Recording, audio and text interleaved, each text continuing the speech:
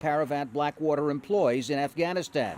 Official U.S. reviews have accused other company personnel of unauthorized possession and reckless use of Afghan military weapons. The chairman of the Senate Armed Services Committee said Blackwater was actually damaging, not helping the Afghan training mission. And if we fail to make sure that contractors like Blackwater play by the rules and live up to their commitments, we'll be doing a disservice to our troops by making their already difficult and dangerous job even more so. Levin has urged the Defense Department to reconsider its award of a potential $1 billion contract to Blackwater for training Afghan soldiers. But both the State Department and CIA last year awarded Blackwater and its shell companies new contracts to guard their facilities in Afghanistan and elsewhere. Afghan President Hamid Karzai has set a 2-year deadline for all foreign security contractors to leave his country. The retrial of the Afghan shooting case follows a U.S. judge's dismissal of manslaughter charges against other Blackwater security guards working for the State Department in Iraq. Investigators found that in 2007 they killed 14 unarmed civilians without provocation, but the judge ruled that the evidence was inadmissible. Tom Ackerman, Al Jazeera, Washington. Plenty more after the break, including Farah will be here with all the latest action as this year's Asian Champions League gets underway.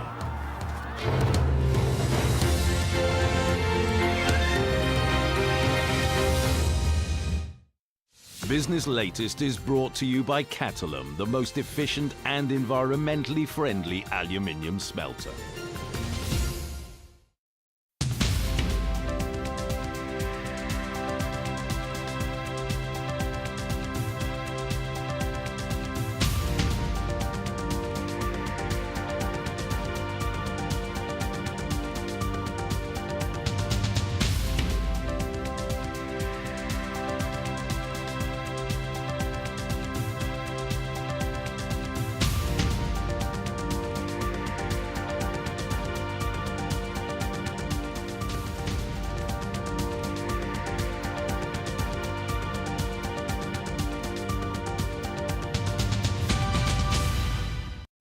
Business Latest is brought to you by Catalum, the most efficient and environmentally friendly aluminium smelter.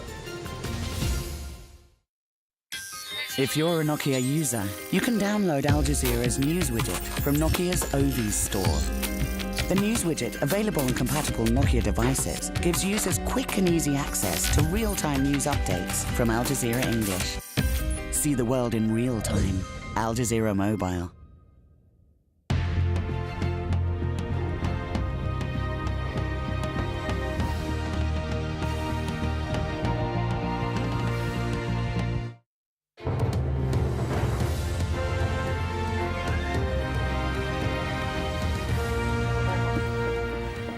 Time for the sport now. Here's Farah. Thank you, Lauren. Well, the Cricket World Cup has seen its second hat-trick in as many days. Hot off West Indian Kemar Roach's performance against the Netherlands, Sri Lanka's Lasith Malinga also managed 3 wickets and 3 balls as they thrashed Kenya. Kenya were skittled out for 142 in 43.4 overs, while Sri Lanka knocked off those runs quickly, hitting 146 for 1 in Colombo in just over 18 overs. To football now, and China's Tianjin Taita beat South Korea's Jeju United in the opening match of the Asian Champions League. Debutants Jeju United hosted the Chinese Super League side Tianjin Taita in their Group E opener. The only goal of the game came in the 55th minute. Yadabo here with the winner, 1-0 to Tianjin. Here's an update of the other games in the AFC Champions League. 2008 champions Gamba Osaka from Japan thrashed Australian side Melbourne victory 5-1. New boys Hangzhou Greentown beat Nagoya Grampus 8-2-0 to get their campaign off to a great start. Uzbekistan's Paktakor drew 2-2 against another newcomer, Al Nassr of Saudi Arabia. AC Milan have strengthened their grip on the Italian Serie A top spot. They beat third-place Napoli 3-0 on Monday. The visitors knew a win would see them draw level with Milan on points. Milan's top scorer, Zlatan Ibrahimovic, opened the scoring in the second half with his 14th of the season. He converted a penalty after a handball in the area. A goal from Kevin Prince Boateng and then this superb solo effort from Alexander Pato guaranteed the points for the Rossoneri. The win sees Milan move 5 points clear at the top of the league. They face Juventus on Saturday.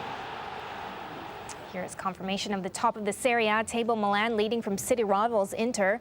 Napoli stay third. They're just 1 point behind Inter and still in the automatic Champions League places. Lazio are in fourth.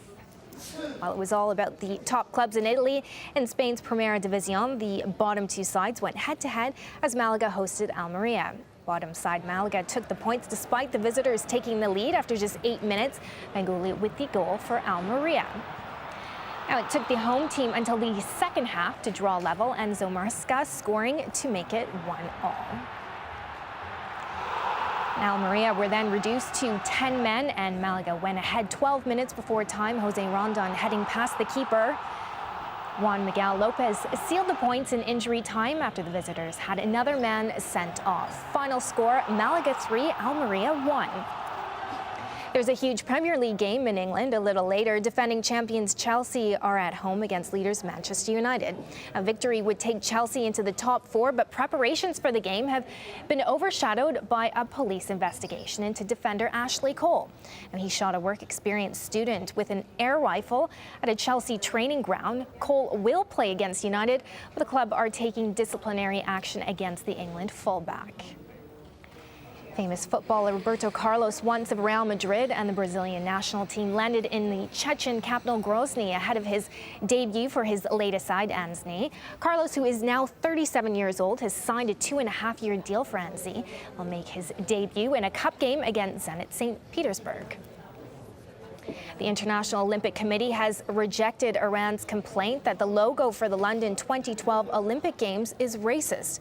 Iran's National Olympic Committee wrote a letter to the IOC president saying the logo spells out the word Zion. Iran believes it shows a pro-Israeli stance, which Tehran deems racist. The IOC says the logo represents the figure 2012 and nothing else. The head of Formula One says they will have to make a decision as soon as to whether the Bahrain Grand Prix will be rescheduled. Bahrain was due to host the season opener race on March the 13th, but it had to be called off due to the unrest in the kingdom. But F1 boss Bernie Ecclestone says he wants to reschedule the event for later in the season rather than cancel it altogether.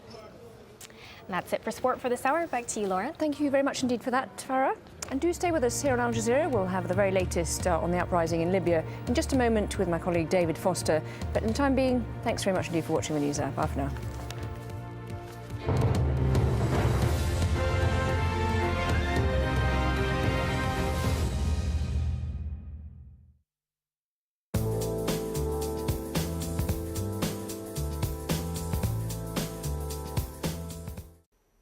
Hello again. For many of us in South America, the rain is still very, very heavy. Over the last 24 hours or so, some of the heaviest downpours have been here in the northeastern parts of Brazil and down towards Rio as well. These two areas, again, are going to be very wet as we head through the next couple of days, the rain falling very heavily. Recently, though, it's been further west where we've been having reports of flooding, and the wet weather here should be a little bit more broken up as we head through Wednesday, so more of us are getting away with a drier day. As we head towards the southern parts of Africa, there's plenty of sunshine here for many of us, and it's pretty hot